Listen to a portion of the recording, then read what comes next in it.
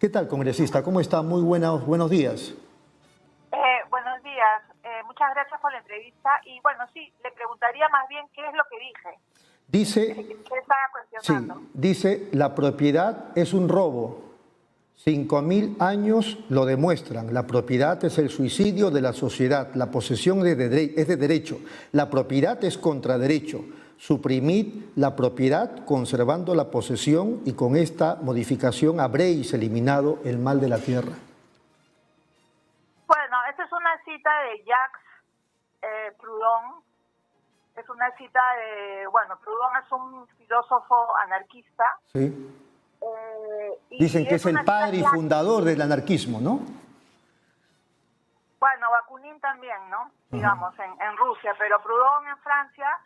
Y bueno, él planteó algunas ideas sobre el tema de la propiedad y eso lo puse, bueno, porque en verdad, digamos, leí ese artículo de Ojo Público sobre una familia peruana que había comprado 8 departamentos en la zona más cara de Nueva York durante la pandemia, con una inversión de 27 millones de dólares aproximadamente, o tal vez más. Entonces, bueno, o sea, simplemente no quise poner nada, simplemente puse la cita de Proudhon. Pero en realidad, digamos, eso, digamos, es parte de la historia y bueno, se puede leer, de interpretar de cualquier manera, ¿no? Y finalmente, como dice Proudhon, o sea, lo importante en esos momentos también es la posesión, ¿no? Y poseer también es un derecho.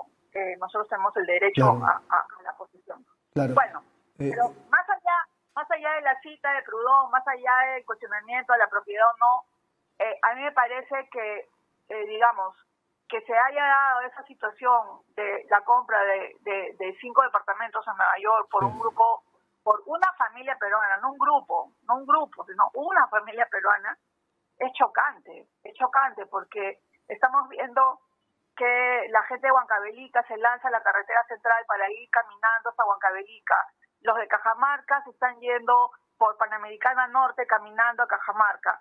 Y bueno, y así una serie de situaciones que el gobierno ha tenido que normar y legislar, porque precisamente no se puede permitir que la gente se esté regresando y dejando el coronavirus por todo el camino. Así es. ¿No? O sea, lo que se tiene que hacer es simplemente ahí organizarse con los gobiernos regionales, organizarse con las municipalidades. Si hay personas en situación de emergencia, pues llevarlas, hacerles primero una prueba rápida, que además no, al parecer tampoco no son tan, digamos, o sea, tienen su margen de error, pero es asumir, digamos, que el Estado tiene que proteger a esas personas, porque fíjese, ya estamos un mes en cuarentena y hay personas, nosotros sabemos que el 70% de la PEA son personas informales que trabajan y ganan el día a día. Vendedores ambulantes, mototaxistas, etcétera, que los 3 soles que ganan es lo que ese día les va a dar de comer.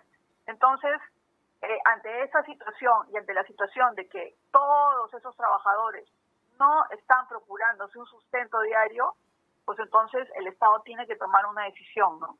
Y por eso nosotros habíamos propuesto el planteamiento del bono universal.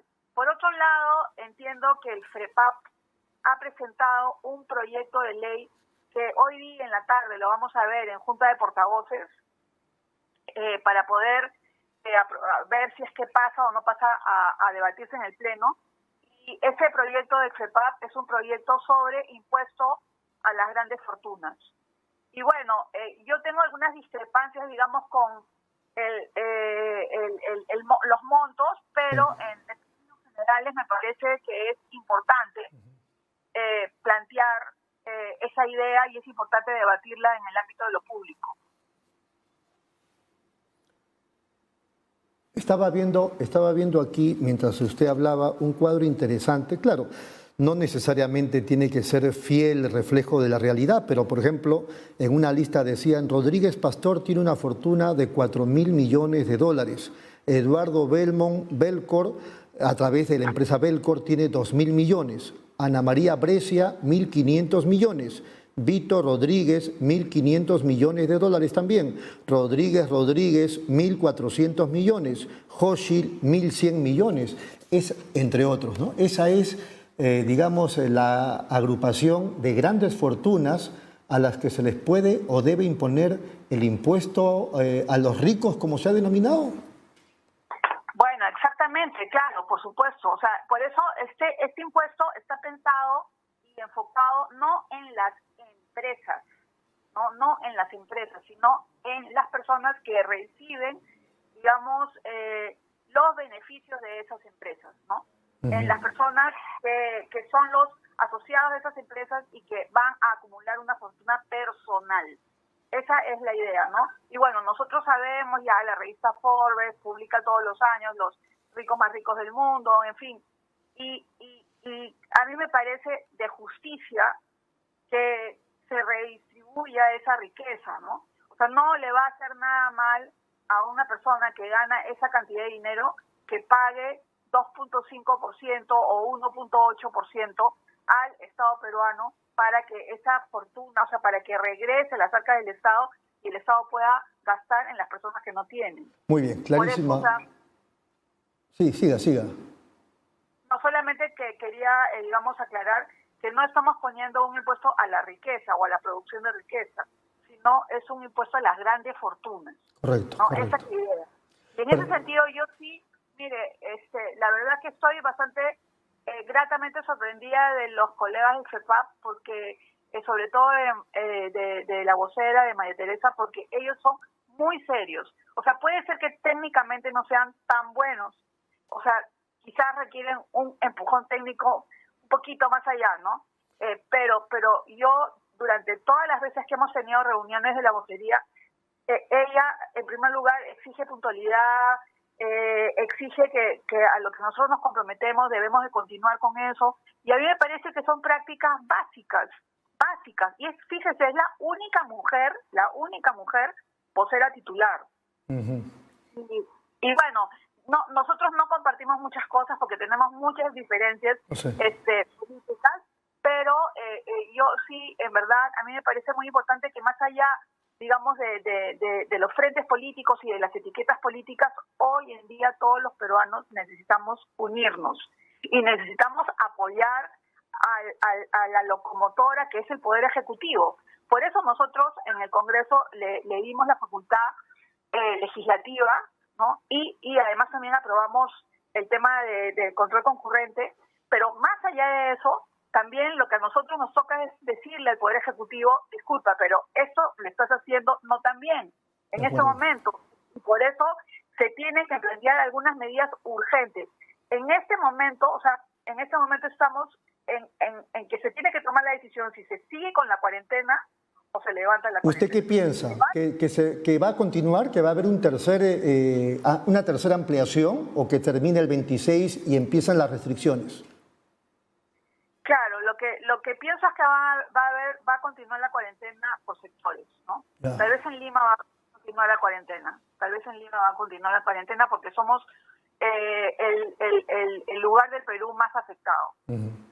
Pero quizás en algunos otros lugares, en algunas provincias donde no ha llegado todavía nada, pues se puedan reincorporar a sus labores habituales. Por ejemplo, Puno, ¿no? Donde todavía, digamos, creo, si más no me equivoco, no ha llegado ningún caso, no sé si han llegado pocos casos.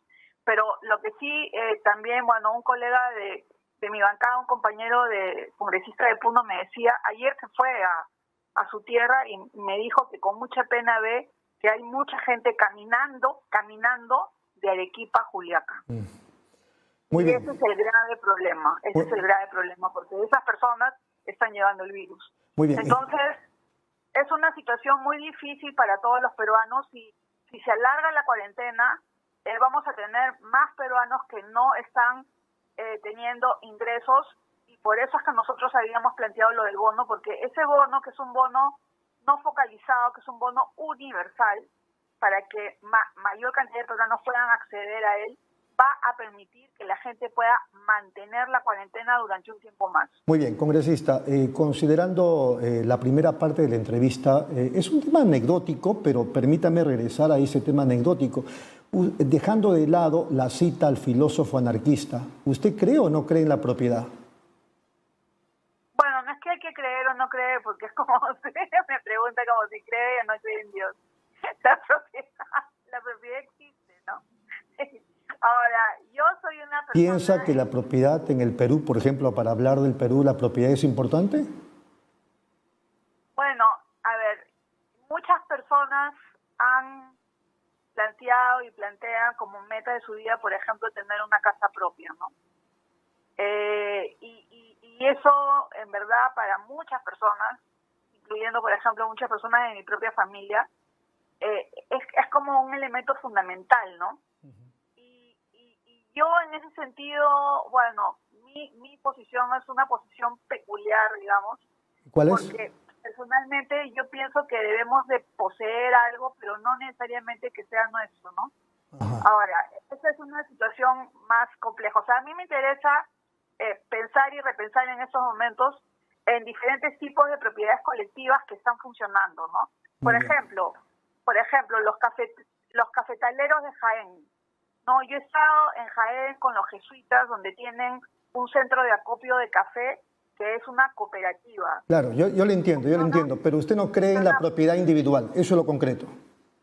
No, en la propiedad individual sí, o sea, estoy hablando de la propiedad de los medios de producción, ¿no? No, pero ¿cree en la propiedad individual, sí o no? Pero es que usted me pregunta si yo creo, o sea, como si yo tuviera que tener fe en algo. O sea, perdón, pero es que la propiedad es un hecho jurídico, es un hecho social, es un hecho económico, existe, está ahí.